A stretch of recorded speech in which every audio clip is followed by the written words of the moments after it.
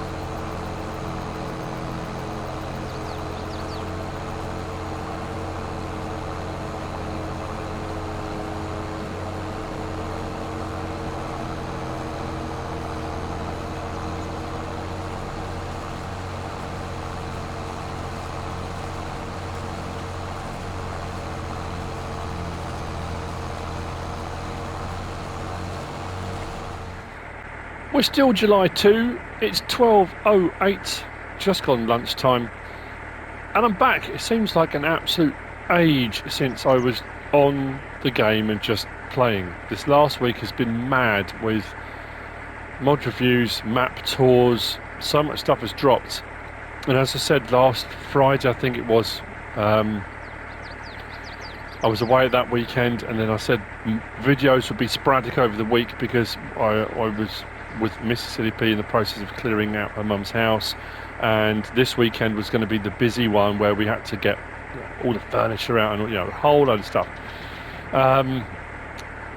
So I did the mod reviews, map tours as much as I could during the week, but I haven't been on my Let's Play, and I just feel like I haven't played the game, and I'm trying to squeeze this in. Saturday we spent a lot of time. Sorry, I know I'm talking. I just wanted to kind of explain what's going on. I will get on with what I'm doing and talk while I'm going as well in a moment, because I've got a couple of jobs I want to do and something I want to put in today, which you've probably already seen from the thumbnail, but that's all good. So yeah, yesterday was the heavy lifting day, and it was all moving furniture out and to our house, and some of it elsewhere, charity and shops and places like that. Today's the mopping up day, so, and the clocks changed here in the UK as well. They went backwards, whichever way, to give the farmers a bit more daylight for a bit longer, sort of early in the morning, so they can get out. So my I'm all over the place, and I woke up really, really early. So I got up, thought I'll have a shower, and I'll try and get a video done before everyone gets up, and we need to head back over to the house to carry on. So I don't know how long this will be. It'll, you know, I've got a couple of jobs to do, but like I said, we'll chat as we go. Now, what you've already seen was me doing a few bits of jobs. The watermelons went off to be sold, and then came up here. I cut all the grass, I windrowed it, and then I collected it. That's all gone into the silo, the fermenting silo, not the silo, the fermenting silo over there. I think it was just over 200,000 litres. I can't remember off the top of my head. What we, yeah, 230,000 litres. So the grass had run out. We had all the straw in there from all the straw jobs we'd done. So yeah, 230,000 litres I got off of here, and I haven't cut the field over there. I adjusted all around the farm. And while I was up here, I thought, you know what, there's a couple of pallets of honey. We'll grab those. We'll get those down and delivered. I think these, we're going to take these to the Johnson's Farmers Market. We haven't actually sold to Johnson's Farmers Market yet. That's going to be nice. It'll make a change, won't it? The contract for Field 23 did come up. So I was having one of those I refer to as a brain fart. You know, you get them every now and again. And like I said, because I haven't been on this for a little while, and the contract came up, and I got all that kind of, and I kind of flustered. Quick, grab the contract before it goes, and I borrowed equipment. As soon as I borrowed it, I thought, what am I doing? I've got my own harvester. That was the whole point. So anyway, we've got a big old Lexion, so it doesn't matter. We'll get the job done fairly quickly. It's for oats, so if we get any left over, and it's being taken to my production shed, so I can put it all in there. Anything over and above the contract will be in there, and I can take it back out and put it into storage if I want to. We can add to our oats, and that will go very nicely if I want to do more seed. I've got my seed auger. I might do that before the end of the episode, actually. We might finish off doing that. So strap that on, strap that on. We'll whiz down to Johnson's Farmers Market. I think I've got all the gates open. Since we've got a little bit of honey to sell, we might as well do it. Get that down to the local farmers market, and then people can be tasting the fruits of our labour. So yeah, I did actually cut all the way around this time, and I did leave just around where the beehives are. Left them a little bit. So yeah, it's been a weird week and a weird few days. We did break the back of it yesterday. We got a lot of it done. But what I wanted to reiterate, and I didn't really go into a lot of detail about it. And I know people, some people have asked, and it's an important thing, I think, because I think a lot of people have had to deal with it or have suffered from it, and families. It's a very difficult thing. I will expand. Now I'm being a bit cryptic at the moment, and it's another one of those things that people kind of avoid talking about a little bit. Like, it's like mental health issues, and we've talked about that before, various different things, men's health, men's mental health, but just mental health generally, and well-being and that kind of thing. MrSealyp's mother, her father passed away 11 years ago now. No, 9 years ago. And her mum, you know, bless her, just, you know, carries on. She's an absolute machine, an amazing woman. She was diagnosed with Alzheimer's, and it got steadily worse, you know, which, as you kind of would expect it to. Let's get this here. Just over £1,000. It'll pay something, won't it? And she got steadily worse. She had a lady was coming into her house because she was adamant she wanted to stay in her house, and you know, absolutely, she was a proud woman. And so we had people coming in every day. They would come in, they would check on her, make sure everything was all right, and she was looking after herself. And you know, they would help with washing, and they would go up to the shops and get her some groceries and stuff. When she wouldn't do bits and bobs herself or forgot, and you know, and then she went through a bit of a phase where she was a bit kind of paranoid, and she would shred things. She got a shredder and she would shred everything. So when it came to us sort of sorting out the house and stuff, most of the documentation for everything had been shredded and gone, and we, you know, it was a bit of a nightmare. But anyway, and then she would get to a point where she would make a shopping list of things she would do. She would get the bus and she'd go into the main town and go and do her shopping. Then the following day she'd wake up and she'd go and do the same thing. And she did that like 4 or 5 days in a row and bought exactly the same things. And it was that kind of although there were people coming in daily to look after her, I would say look after her, to check on her really. So MrSealyp's brother lives up in Scotland with his wife and his 2 children. And so he said to her, look, come up here for a holiday, come up here, stay with us for a little while. You know, change of scenery, that kind of thing. And he hadn't really seen her for a while, and sort of the deterioration that had happened. And she went up there to stay with him for a few weeks, and in the few weeks she was up there, she deteriorated so rapidly. So sad. Also, she got quite violent because she was scared and she didn't know what was happening, and it was, you know, that situation. So unfortunately it was decided she needed to be, she was going to go into a home, somewhere that they could look after her 24/7, you know, rather than just someone popping in and seeing her, and she couldn't come home. She couldn't look after herself. There was no way it could happen. We didn't have the space. MrSealyp's brother didn't have the space, like long term. So that was kind of the decision. So she's up in Scotland, and we're right the way down south. So she's up there, and MrSealyp's brother goes and visits her. Regular as clockwork with the boys, which is great. But she unfortunately was never coming back to the house. I'm saying that because a lot of people have been sending condolences, because I said about clearing the house. People have been sending lovely messages, and it's fantastic and wonderful, and I can't thank you enough. I was saying sorry to hear about it, and sorry, you know, it must be hard and that kind of thing. It is hard, but not because she hasn't passed away, just that she will never be coming back. So, you know, and unfortunately, the flip side of all of this, the fun side.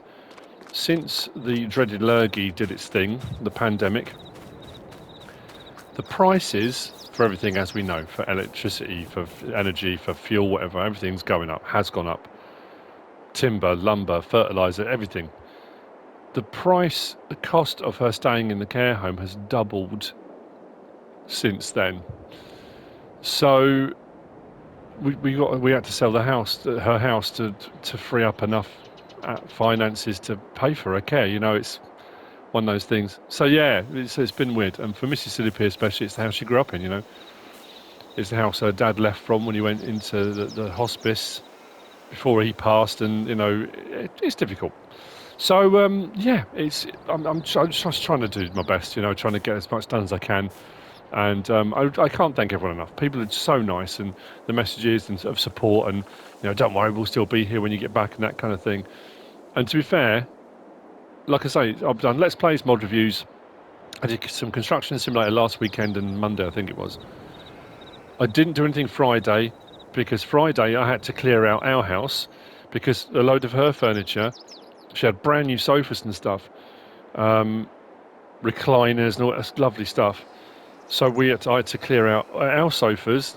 Let me just build this first, and I'll carry on. When I get on to doing the harvesting, we'll talk about it a bit more. I know I don't want to bring people down. That's not the point. I'm just trying to explain, you know, what's going on, because people have been asking, and like I say, there've been some sort of condolences and stuff like that. Now, I'm going to put in some chickens. We've got our sheep; they're producing milk, and chickens is one of those things I can't normally do straight off the bat. You know, as soon as you've done a wheat harvest, or you've got some barley, you've got whatever to feed them, I normally stick in some chickens, and I didn't this time, and I'm not quite sure why.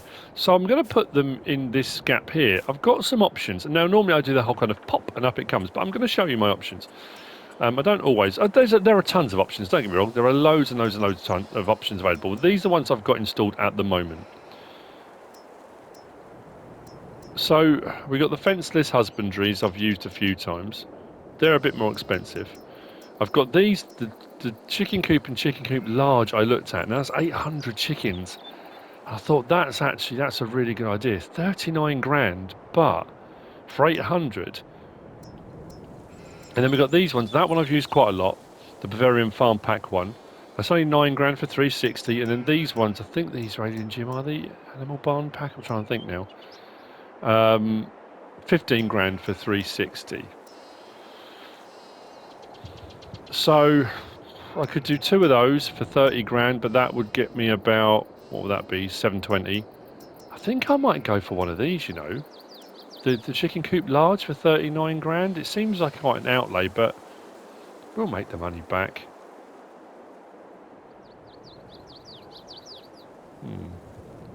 Say it's an overlap. I'm trying to think the best way to put this in. Maybe that way round? Yeah, possibly. Yeah, so that's what I'm going to do. One of those I'm going to put in. So now we'll get the pop. That'll appear momentarily. There we go. Hey, it doesn't feel right if we don't have the pop.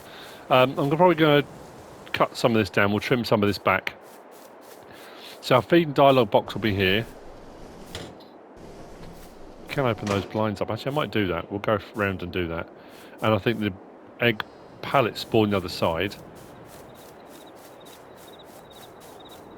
Now, I can't remember if did I install the CSZ pack? I don't know if I did, you know. Because if I did, we might have. If I haven't, I might sort that out. Because under animal transport... Oh, no, I've got all of these. We've got that chicken crate thing. I could get a load of those. So I suppose I could just get them bought in, couldn't I? I mean, I'm trying to think, how much would it cost me to get them bought in? We could get them bought in, couldn't we? What we'll do is we'll get off and we'll start on the harvest. By the time we get back, we'll hopefully have the chickens. I've got some wheat, I've got a bit of barley. We'll bring that over there to feed them. Yeah, we'll probably do that. We'll get them delivered. Right, turn that off. We don't need that on anymore. So that's the honey done. What I'm going to do is open this up. I think it's done. Is it done there? There we go. So those are open. Give a bit of air through. And close that door. So, chickens in. So we should get some eggs. Just trying to expand the farm, you know, make it a little bit more. Right, so the harvest. Like I said, I don't know what I was thinking. I just got my harvester sitting there. I mean, it's not a massive field, but it's big enough, I suppose. I'm still waiting on, as we get into August, prices to come up, and then it'll be September for some of the others. So I might, like I said, I was going to bounce through, but I thought this contract has come up, and I just hadn't played the game. I thought I could just come on, play it, get all this done, skip through to August, September. But I thought, no, I wanted to talk as well, you know. It's one thing doing your mod reviews and map tours, and I'm very much, I talk about the mods, talk about the maps. But when I do my Let's Plays, that's when I get to chat, when I get to, you know, talk about stuff that's going on and talk to you guys. How are you doing? How's everyone doing? I hope everyone's all right out there. I hope everyone's doing well. So, anyway, as I was saying, yes, so prices went up, all that kind of stuff. It became a bit of a nightmare, and, you know, so there's that situation that whilst, you know, she hasn't passed away, there's still... It's odd because it feels like it, and I have to say, a massive shout-out, one to MrSealyp, who's been an absolute trooper. She, you know, because of all the stuff they've had to have done legally with power of attorney and stuff like that, because they've had to now deal with all the finances and all, because again she couldn't do that. She was, you know, if you've been through it, if you've had a family member that suffered with it, or someone you know, whatever, it's a very difficult thing to deal with and watch somebody suffer from, and, you know, and how scared people get, and I totally understand that, all that.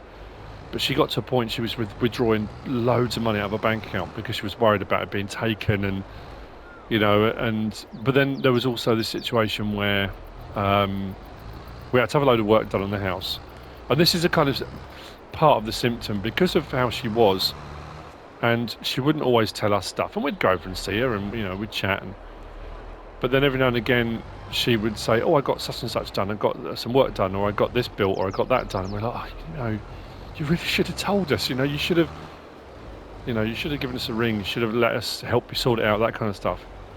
But I think when people would come over and give her quotes for stuff or whatever, they would realise very quickly she wasn't necessarily, you know, and she got taken advantage of a lot, and that was horrible, you know, and so, yeah, so they had to kind of do that, but then trying to do all the process for that and finding paperwork and all that kind of thing. So when it came to, you know, selling the house, the solicitors, then you get all this paperwork come through, and you get questions of, you know, has any work been done on the house in the last 10 years? And you tick the box. Yeah, it's about 6 years ago. She used to have a downstairs bathroom, didn't have one upstairs. She had a spare room upstairs, which used to be MrSealyp's bedroom. And So what she decided to do, she wanted a downstairs, like a little garden room. So the downstairs bathroom got converted, and she had it converted to a little garden room with a big double door that opened at the back, and she could sit and watch the birds in the garden. It was lovely, really nice. The bathroom got moved up into the back bedroom. All good, you know, and that was done through a friend of hers, and all very wonderful. So you tick the box, so the council goes away, they come back and they say, well, solicitor then says, okay, well then we need all the building regs, certificates, all the information to prove everything's as it should be. This is from the person, solicitor, buying the company. Where am I going this way? Council go away, come back and say, we've had no building permits, we had nothing come in, we've had nothing for that address. I'm like, okay, that's weird. So we contact the builder, who's since retired, and can't find any of the paperwork, you know, the kind of, oh no. So it turned out a friend of Pam's at the time knew a guy who could do the work, and he came out, gave her a quote, did the work, and I say did the work in inverted commas, and so we had to get it kind of verified. So we know a guy who's an electrician, they had to come out, and we had to have a guy come out and check the plumbing and all that kind of stuff. And so the electrician, lovely guy, brilliant guy called Brad, friend of my daughter's, and the guy is one of those consummate professional. And I've always said this, with any trade, any tradesman, any building work, it's very hard. There's a thing called, is it checker trader, something like that. Because if you don't know somebody, you're kind of taking it that the person that comes out, you know, you can check maybe references and stuff, but in this day and age you can go online and people get references done by friends and they pay people, and you know, you're never quite sure. But Brad is one of those absolute salt of the earth. I've never met a more hard working bloke. He's amazing. So he comes out and checks the electrics. It's great. So goes upstairs to the bathroom. Comes down and says, we've got a bit of a problem. So, okay, so go up. The lighting up in the bathroom, not only is it not rated for a bathroom, okay, brilliant. So all the fuse box downstairs has got, as a lot of old houses in the UK did, plug sockets had, they were earthed, so you had your earth cable, so the 3 cables, including your earth. Lighting circuits only had 2 cables, no earth. So when you have your houses rewired, you get all the new stuff with your earth cable, blah, blah, great. So they did the bathroom, put in the lighting, and obviously because they were new wiring from the new lighting into an old lighting circuit which didn't have an earth, they just didn't connect the earth up.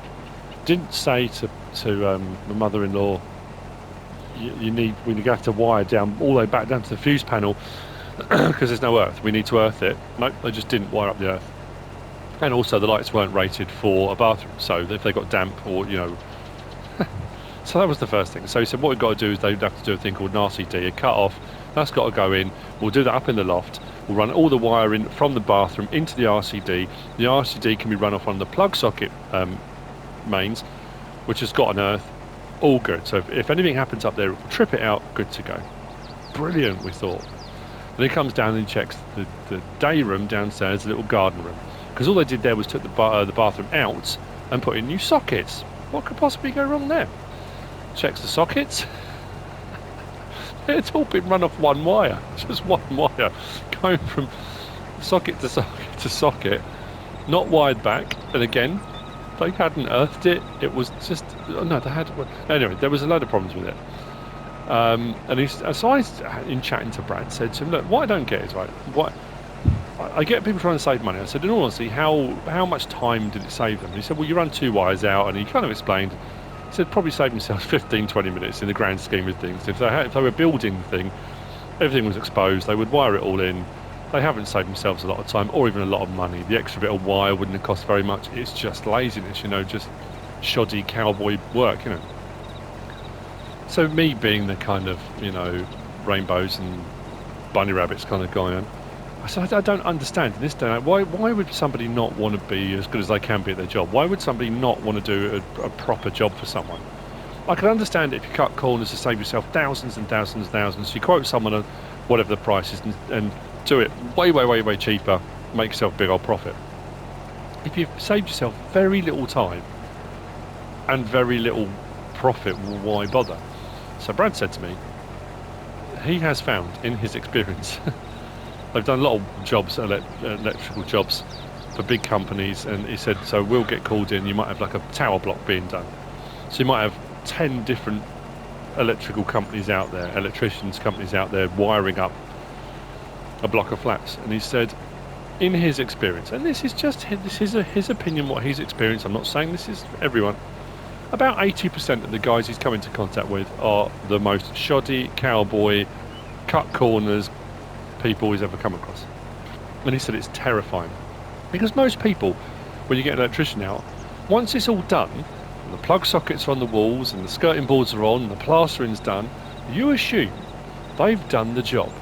You assume it's safe. You assume, and when you turn your plugs on, if your appliances are working, brilliant. What you don't know is you could potentially electrocute yourself and die. You know, that's scary, isn't it? That's the thing. So we had to have them out, they had to rewire everything, there was a whole load of work. So MrSealyp has been backwards and forwards.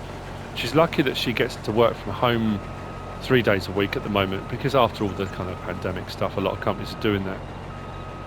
So I've been driving her up there, dropping her off. She's been working there while they've been having work done, then she'll either get a taxi home or I'll go and pick her up. So again, it's that thing of just driving up, dropping her off, coming back, and then if I go and pick her up again, it's often around the time mods drop, that kind of thing. It's that typical thing of, I'm self-employed, I work from home, but every hour I'm away from what I'm doing, I'm not earning money kind of thing, So we've been backwards and forwards doing all that. So when they were doing the bathroom, they then, and this is brilliant, the extractor fan for the bathroom is above the shower, right? To extract all the steam and stuff, so the bathroom doesn't get all damp and horrible. Great. So when they were doing the lights, you thought, I'll just check the extractor fan. The extractor fan wasn't rated for a bathroom. Didn't have a cover on it. So bearing in mind, you're in a shower, that's getting wet. Just think of what could have happened, honestly. So that's to put in a new extractor fan, that's to rewire all of that. Honestly, you can't make it up. It's been absolutely bonkers. I'm laughing now. I have to laugh, otherwise you just kind of, I don't know.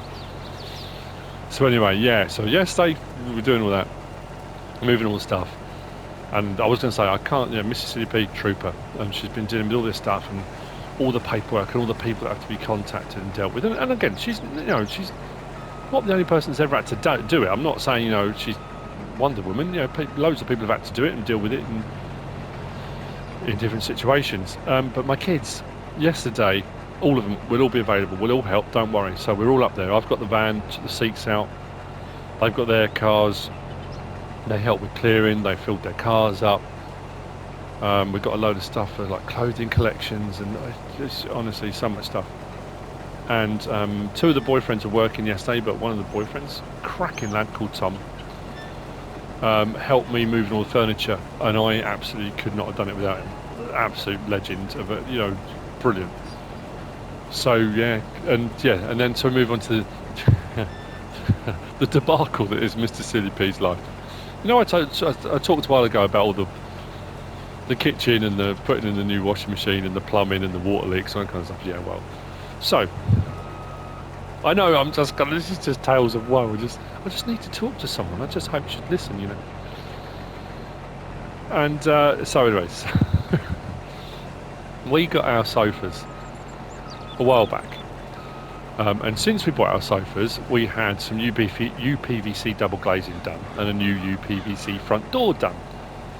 What actually transpired when we had the UPVC front door done, it's actually considerably narrower. The frame was bigger, but the door was much narrower than the one we originally had. So Friday, it was like, okay, well, I need to sort out the sofas. I need to get the sofas out. We're going to be getting a skip. We've got a load of stuff to get rid of anyway. I need to dismantle the sofas, get them out the front, ready for the skip, and then ready for the new sofas to come from mother-in-law's. Couldn't get them out the door, could I? I'm on my own. MrSealyp was working, so I ended up having to dismantle them, cut up, because they were wood-framed ones, cut them up as best I could so I could fold bits of them to get them out through the doors, And then I'd measured everything. Of course, I measured everything at my mother-in-law's. We had a centimetre wiggle room, I think, with the new sofas coming in. But what hadn't dawned on me, was our old sofas were wood-framed, fabric-covered. Great. The new ones that we were getting were recliners. So the bottom sections of the new ones were all metal-framed with motors and all the different... Oh, man, I've never lifted anything that weighed so much in my life. I woke up this morning and my back was agony. So yeah, it's been fun. And like I say, today's mopping up. Today we'll get up there. We'll get some mopping up done. I'm sorry, I've just been chatting, haven't I? I know I have. I'm going to go and grab the lorry. We'll bring the lorry over and unload into the lorry. And I'll carry on with that. Hopefully by the time I get back with the first load, the chickens will have been delivered. Yeah, so I'll see you back up here when I come. I'll unload and I'll get on with doing the harvesting. Yeah, I'll see you in a minute. Sorry, I know. I just needed to unload in both senses of the word. Okay, we're about to get a lorry. The chickens have been delivered. We've got 120 and 4 roosters. I think we might have overdone it on the roosters, but then once the chickens double... Did the roosters double? I can't remember now. Anyway, yeah, so we'll take this over, we'll unload, and then I'll carry on with the harvest, and then we'll see how much we end up with. And then, I don't know, what I said about that, running the oats through the... I bought the seed treatment auger, and then because we didn't get much sowing to do, I then was questioning, did I need to do more seed? But then I would make more money selling the seed than I would selling the oats. Did we come to that conclusion? I'm trying to remember what I concluded at some point. Potentially I did, I can't remember. Like I say, it seems like it's been so long. Everything's going bonkers, obviously, in the Farm Sim universe in the next 3 weeks. 3 weeks, is it? 3 weeks? Yeah, the new Platinum expansion comes out. The world's going to get crazy busy then. And of course, in true MrSealyp style,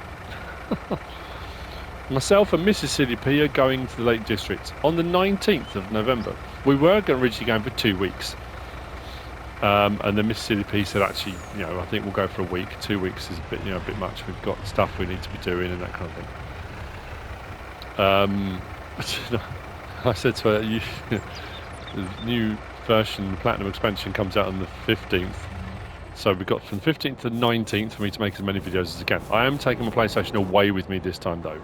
So the plan is to make videos, continue making videos while I'm away. Now, whether that's going to be... I think it's probably mostly going to be Platinum expansion related, possibly some mod reviews. I'm not going to be sitting at the computer 24/7, but what's going to be nice is I know that once my videos are done for that day, even if I just make videos in the mornings and in the afternoons, you can open the door and you're in the Lake District. It's that kind of, rather than being at home and you finish and you can take the dog for a walk or whatever, I'll still be taking the dog for a walk, but you're in the Lake District. And you can still then think, okay, we might have the afternoon, we can go to this, we can go to that. Yeah. So that's going to be coming up. I said I haven't got a free weekend. We are so busy now, it's ridiculous. But this is what I like doing, and I'm loving playing Construction Simulator. I'm kind of at a point with that now.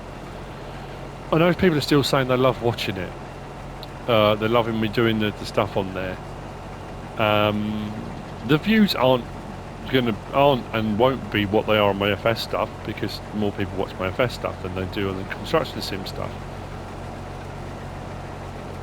But it's that thing of, I'm still enjoying playing it. If I get any spare time, and I think I'm going to play it, well, I might as well record it and post a video. If people are enjoying me watching and doing it, not everyone is.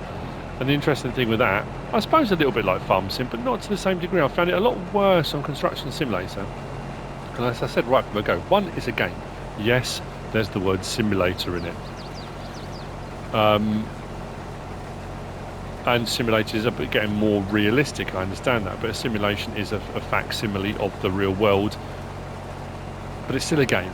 You know, that's what you have to stop and think. You can play it as a simulator, or you can play it for fun. Or you can do a blend of the two, which is what I kind of generally do on everything I do, really, a blend of the two. And I get, there are lots of people out there working construction, and as right from the start, I don't. I don't work in construction. I'm playing the game. I'm enjoying it. But some of the stuff people are sending me, and messages people are sending me, and berating me for how I'm not doing things how they should be done and properly, and sometimes not using the right names for things. Again, it's not the end of the world. If I claimed I worked in construction, if I said, oh yeah, I've been a builder all my life, I've done this, I've done that, and I was playing the game and making an absolute hash of it, then I totally understand. But it's not what I do. Have I done a bit of building work? I've done DIY stuff around the house, and as you've probably already heard from things I've talked about, it doesn't always go to plan.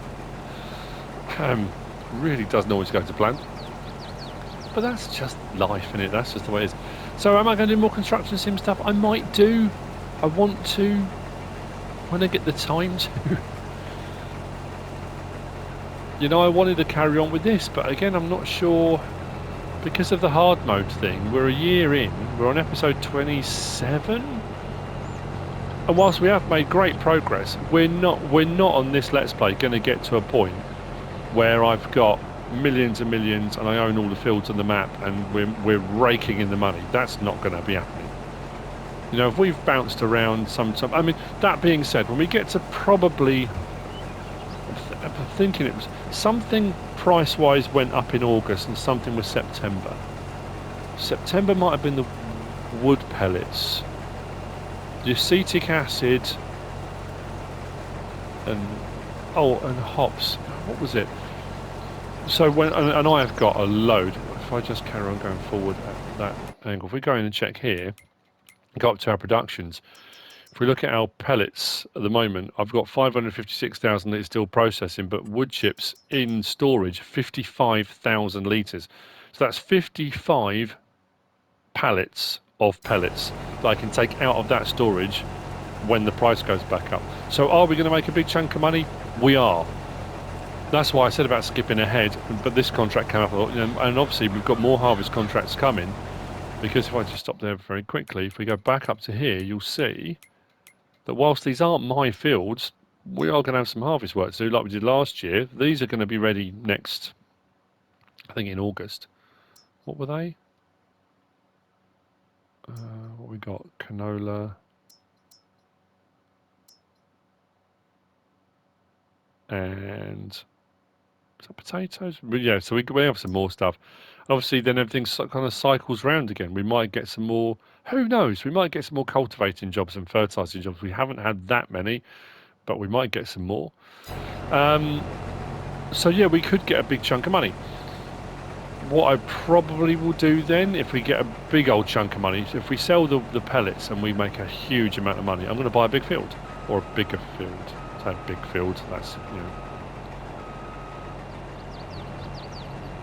within the realms of what I'm doing, we'll get a big field. It just may not be. So yeah, this was never going to end up. But then when I look at what we've got, and I said this in the end of the last episode, whenever it was I was talking, how much machinery and equipment we bought. Yes, a lot of it's second hand, a lot of it's used, and a lot of it gets repaired quite regularly. But look at the plots of land we've got now. When I sell my next big load, and obviously I said, well, every time we sell a load of the pellets, I'll pay a big chunk off the loan. Obviously we haven't sold any for a couple of, a month now, is it?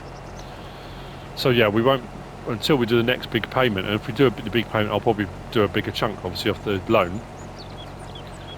But we've got the chickens, we've got the sheep, we've got the hot pellets, we've got a load of stuff going. So I honestly still think, I think we've done incredibly well. I think we're still doing incredibly well, and we need to kind of get through this season as best we can, muddle through.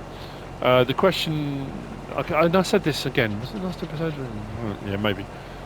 About the fact everyone and his uncle's going to be jumping all over Silver Run. Of course they are. And I'm going to be no different, because I want to play on it. Not just because I make YouTube videos, not just because everyone that's on YouTube on doing farm sims gonna, because it's the latest thing, it's the latest, coolest, you know, all the new whiz-bangy gear. Because I want to, you know, I want to play on it. I like forestry, I like all the new machinery, and even if you take the forestry out of it, there's still a ton of new stuff.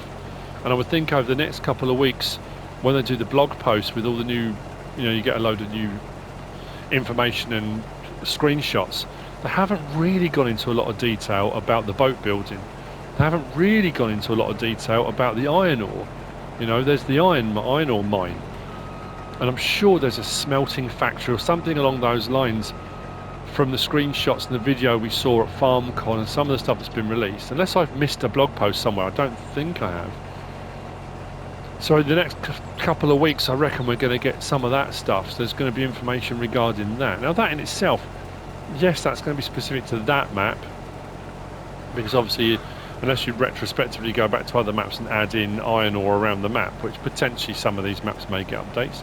But moving forward, you know, there'll be the coding available for people to do that, I think. So yeah, there's a whole lot of stuff, you know, coming up. Big stuff. November's going to be a big one, I think. So anyway, we are on 13,000. I'm just trying to think, by the time we get back round to our lorry, will we be full again? We might be full before we get back to the lorry. Potentially.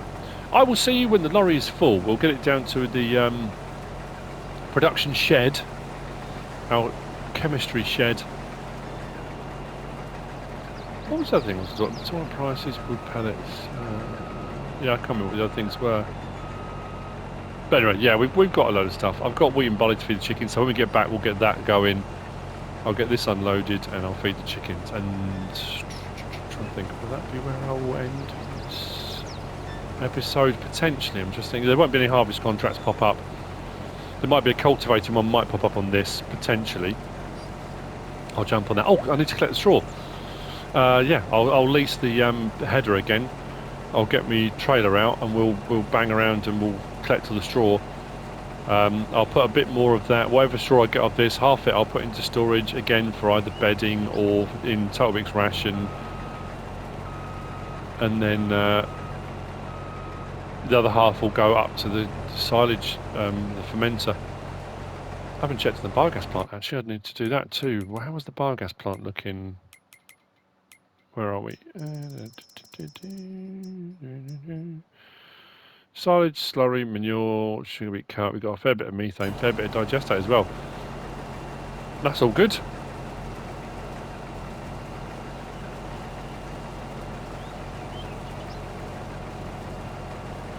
That is the only thing I'm finding. I suppose like any farming, I guess. I think I'll be one of those people that would have like maps and charts on my walls, and I would have, you know, all my notes and spreadsheets, and I suppose like a lot of farmers have to, keeping track of your fields, your productions, your prices, your costings, you know, it's not just the farming. It's the same as, you can kind of liken it to teaching. It was how I always felt. People's attitudes were, swipe for teachers, they go and start work at 9 in the morning and finish at 3. No, it was never like that, never.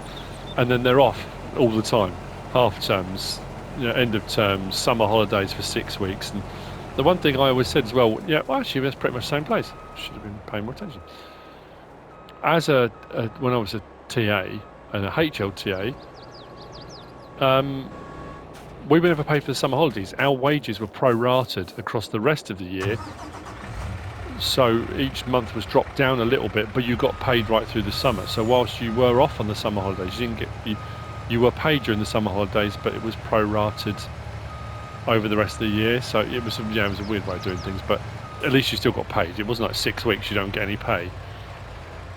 And so people's view of what teaching is and what teachers do, but it's the same in farming. So they see farmers, it's like, oh yeah, farmers go out and they plant all their crops, you know, around the springtime, then they don't do anything until autumn when they harvest everything, autumn into winter, and they don't think over the winter until they come around to plant again. That's not how it works. It really isn't, but people don't know that, do they? And that's why I think real life farming channels do so well, because people, I think for the most part, people have a thirst for knowledge. They want to know stuff. You know, they want to learn. I think maybe that's just again me being idealistic. It was one of those things. And again, I've probably said this before on my channel. It was one of those things I always said when I was teaching. There was always this thing of a teacher teaches, and we do. Of course, you do teach lessons and life lessons and skills. And for me, it wasn't about, because you have all the various different tests that have to be done, the arbitrary testing that needs to be done everywhere. Turn that on, pipe in. To get you grades and qualifications to show the world you're better than the person next to you, you know, to get you into a job. And I get that when you're at secondary school and university and A-levels and that kind of stuff, but at primary schools it was all about just showing what schools were better than others. I know it's a lot more complicated than that, but when I found out from a lot of secondary school teachers and my kids that as soon as you got to secondary school they completely ignored the grades you got at primary school, then what was the point? It didn't inform your secondary school at all. It was irrelevant, because the secondary schools all went, oh yeah, well it's pointless anyway. It's all noddy stuff. You know, we're now on to proper education. You know, so that thing of we're teaching children to pass tests, or we're teaching them, we're giving them knowledge. My philosophy, my way of looking at it was, my job was to teach people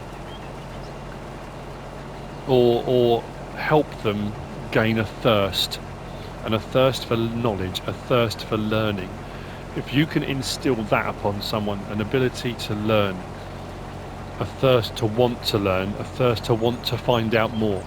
Because the problem is, if you're learning something you're not interested in, well, if you're doing maths and you're not great at maths, you don't like maths, you're not going to finish school, go home and go, I want to do maths. Of course you're not.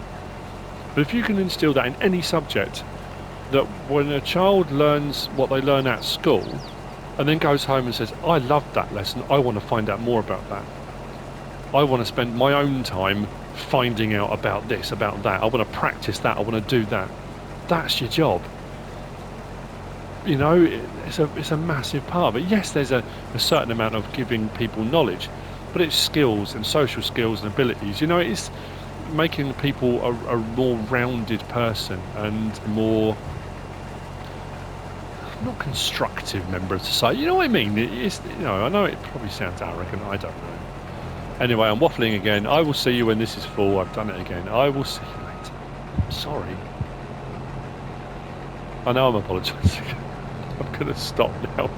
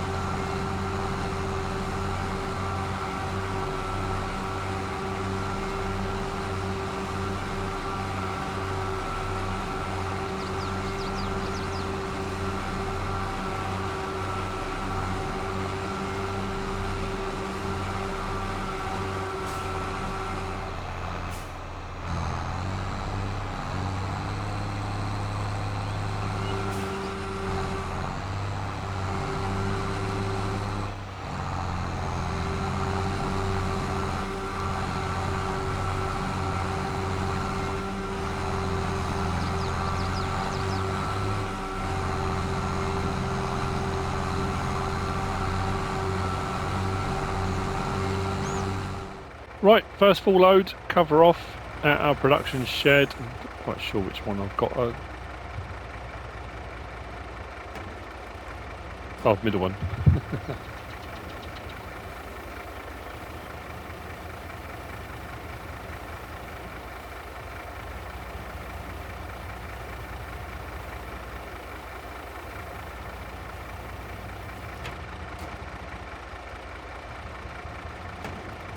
Rear.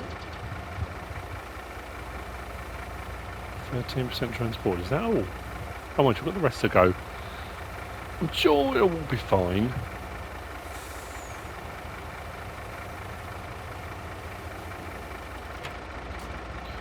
Switch to the front. Actually, no, that's much better.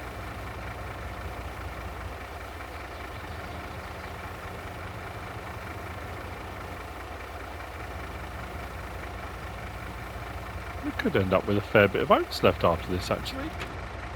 72% transported. I don't think the harvest is... The harvest has only got about 3,000–4,000 in it at the moment. It's still going, but what we're going to do as well, while we're here, I'm going to put some... I've got... Actually, I'll start with the barley. I'll do the wheat after. I've got about 4,000 litres of barley that we had left over from a contract, which again I think went into the processing shed, the production shed, and then when the contract completed it was still there. So yeah, I think I'll start with the barley. We might as well use that up. 23,000 litres of wheat, yeah, 4,300 of barley. I'll feed the chickens, so we'll go over and have a look. 124.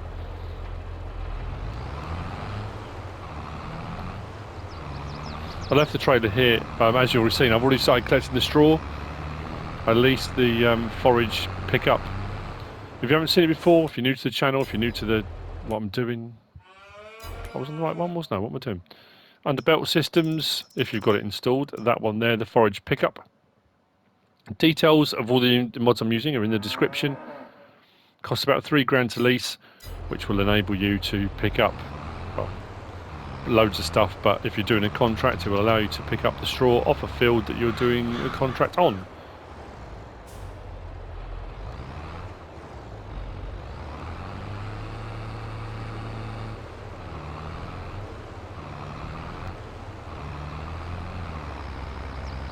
Haven't any more tractors come up in the used vehicles? Actually, what have I got in the used vehicles at the moment? I haven't actually been looking. Again, it's been a while. That's leased. Hang on, where's our used? Oh, nothing. That's why I skipped past it, because there isn't anything. No more peppers for the time being either. Feed will back up, but it's up here somewhere, isn't it? They're all looking very happy.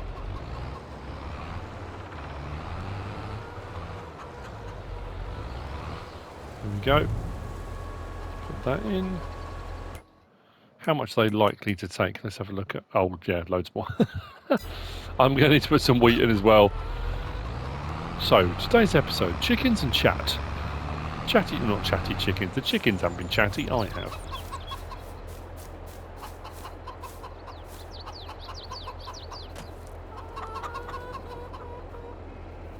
Crazy. So that's them fed. Oh, like I said, I'll put some wheat in later on. I'll get that done. I'm going to go back up to the field, get that done. So actually this time then, next time you see me, we'll have hopefully the last of the oats off the field. We'll get into production shed and we'll see how much we're going to end up left with. I'm going to take this over to the field so we can get some more straw off the field. I've bought one load already into our silo here, so we've got over 500,000 litres of straw here now, which I think is probably enough. The rest I'm going to take up to our hilltop farm, and it will go into the fermenter. So again, it's not even, I mean, yes, all right, yes, the money has gone down. It's not even so much about the money for the contract again. We might get some oats out of it. We're definitely going to get straw out of it. We've already got 50,000 litres. We could be knocking on 300,000 litres off of it potentially. It's more about the straw and the oat than it is about being paid for the contract. So even though I made the bit of a gaff by borrowing their equipment rather than using my own, we're still going to make a little bit of money out of it. It's 6:15. We've cleared the field. I've got the last... Actually, I don't think we're going to have as much left as I thought I was going to. We've got 24,000 litres here. We're going to put into here and complete the contract. As far as straw went, I said about 300,000 litres. We got about 475,000 litres. The first 50,000 litres went to the silo there. As you can see behind us, we got the gear and that's sorted. And if we go to our straw silage here, we're up over 1 million litres now, up at the top hilltop farm. 1.199 million litres of straw and 220,000 litres of grass, which is all chugging away, and the silage is building up.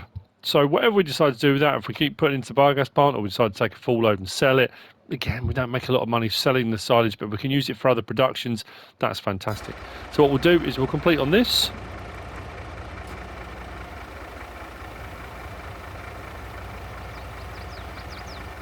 That's weird because the contract was saying 95% completed already, so I'm not quite sure why it would be saying that now. Never mind.